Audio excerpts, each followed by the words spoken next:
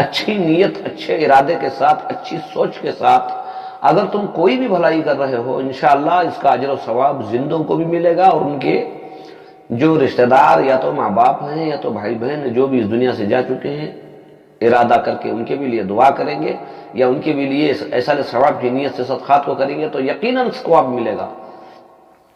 اس کے لیے جمعہ، جمعرات، ہفتہ، اتوار، اس میں دن کا کوئی، گھنٹوں کا کوئی نہیں، سالوں کا کوئی لین دین نہیں ہے۔ اچھا کام کبھی بھی کرو، ایسا ثواب کی نیت سے کچھ بھی کرو، جب بھی کرو۔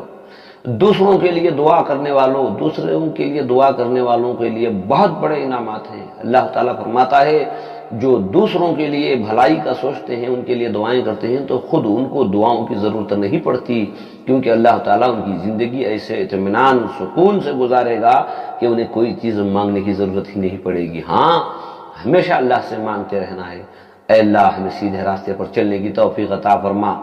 یا اللہ سارے ایمان والوں کی حفاظت فرما، ان کے ایمان میں اللہ اضافہ، طاقت عطا فرما۔ یا اللہ بے ایمان طبقے کو اگر ہدایت ہے تو ہدایت نصیب فرما۔